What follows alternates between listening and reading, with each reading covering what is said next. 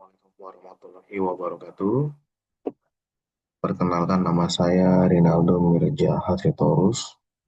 Saya adalah mahasiswa Universitas Pancabudi Medan dengan NPM 2324210239 jurusan Teknik Elektro.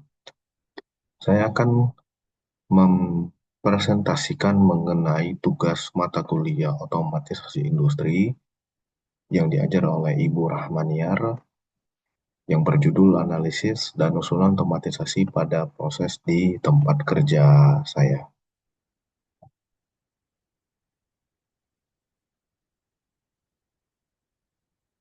Latar belakang dan identifikasi proses.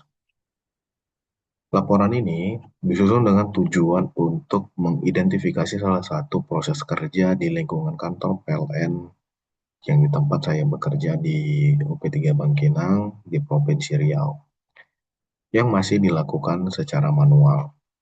Kemudian menganalisis permasalahan yang timbul dari proses tersebut serta mengusulkan solusi otomatisasi yang dapat meningkatkan efisiensi, akurasi, dan kualitas layanan. Salah satu proses operasional harian yang masih dilakukan secara manual yaitu pengoperasian lampu penerangan gedung di tempat kantor saya bekerja.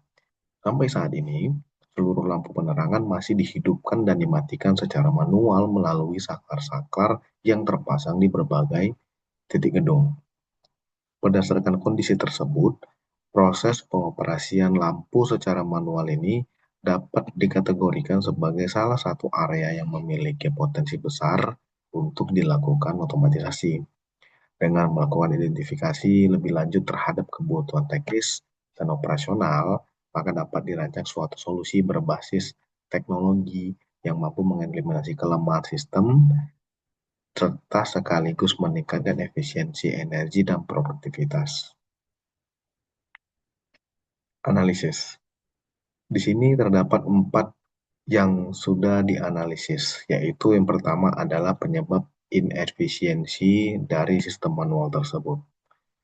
Distribusi saklar yang masih tersebar luas di sudut gedung, tidak adanya sistem terpusat, kemudian ketergantungan terhadap tenaga manusia, dan juga kurangnya waktu pengaturan pada saat operasional lampu di gedung tersebut. Yang kedua, potensi area untuk otomatisasi. Sistem kontrol penerangan berbasis sensor salah satu adalah potensi untuk otomatisasi.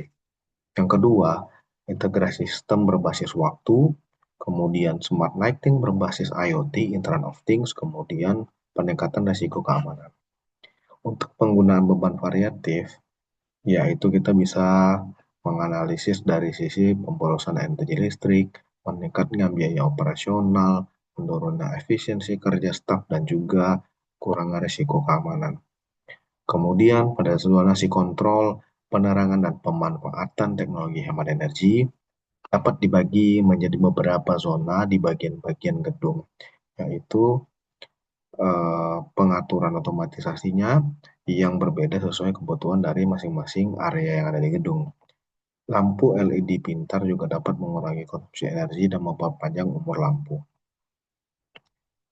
Untuk usulan otomatisasi dapat kita jabarkan menjadi 4 bagian. Yang pertama adalah usulan menggunakan sensor gerak, motion sensor, yang berfungsi untuk mendeteksi keberadaan manusia di suatu ruangan atau area tertentu. Yang kedua, kita bisa memakai sensor cahaya, light sensor, yang bisa dipasang untuk mengukur intensitas cahaya alami yang masuk ke dalam gedung. Kemudian yang ketiga adalah sistem pengatur waktu otomatis, digital timer, yang digunakan untuk menghidupkan dan mematikan lampu berdasarkan jam operasional kantor. Yang keempat adalah sistem kontrol berbasis terpusat yang berbasis IoT, Internet of Things.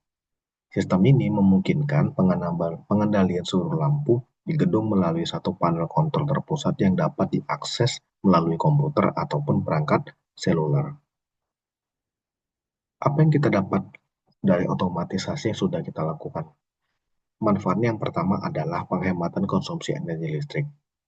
Penghematan konsumsi energi listrik bisa kita hemat 30-50% setiap bulannya. Hal ini berasal dari optimalisasi penggunaan lampu yang dipakai pada saat dibutuhkan melalui sensor yang tadi sudah kita jabarkan sebelumnya. Kemudian yang kedua adalah pengurangan beban kerja manual.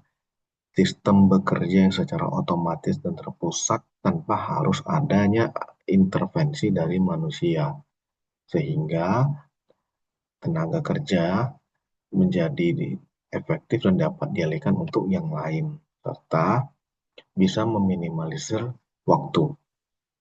Yang ketiga adalah ROI, Return of Investment, penghematan energi listrik yang berkelanjutan, serta penurunan biaya operasional bisa memberikan dampak yang signifikan terhadap operasional perusahaan yang kita hitung di sini dalam kurun waktu 1 sampai 2 tahun. Kemudian yang keempat adalah meningkatnya citra perusahaan. Bukan hanya sekedar perusahaan yang hanya menyediakan energi di perusahaan saya di PLN, tetapi juga menerapkan prinsip green energy dalam operasional internalnya. Dari sisi return of investment yang sudah kita hitung, maka dapat kita jabarkan estimasi dari ROI tersebut, di mana total estimasi investasi awal di sekitar 69,5 juta. Kemudian, estimasi penghematan energi listrik per bulan bisa kita dapat di sekitaran di titik maksimum, di minimum 3 juta, di maksimum 5 juta, tergantung pada skala penggunaan dan jam operasional lampu yang sebelumnya aktif secara terus-menerus. Kemudian, berdasarkan perhitungan sekaliannya minimum, kita bisa dapat ROI itu dalam kurun waktu 2 tahun dan maksimum dalam kurun waktu 1 tahun. Berikut adalah timeline pekerjaan yang bisa kita jabarkan dari usulan otomatisasi yang sudah kita sebutkan sebelumnya. Kesimpulannya adalah, melalui penerapan sistem otomatisasi penerangan berbasis teknologi seperti sensor gerak, sensor cahaya, sistem pengatur waktu otomatis, kemudian kontrol terpusat berbasis IoT, maka dapat tercipta lingkungan kerja yang lebih efisien, lebih hemat energi, dan juga modern. Solusi otomatisasi ini nggak hanya akan menurunkan konsumsi listrik hingga 30-50% aja per bulan, tapi juga bisa meningkatkan profesionalisme pengelolaan fasilitas gedung, dan juga mendukung menaiknya citra perusahaan tempat saya bekerja. Demikian presentasi tentang tugas saya untuk otomatisasi industri. Lebih dan kurang saya mohon maaf. Saya akhiri. Assalamualaikum warahmatullahi wabarakatuh.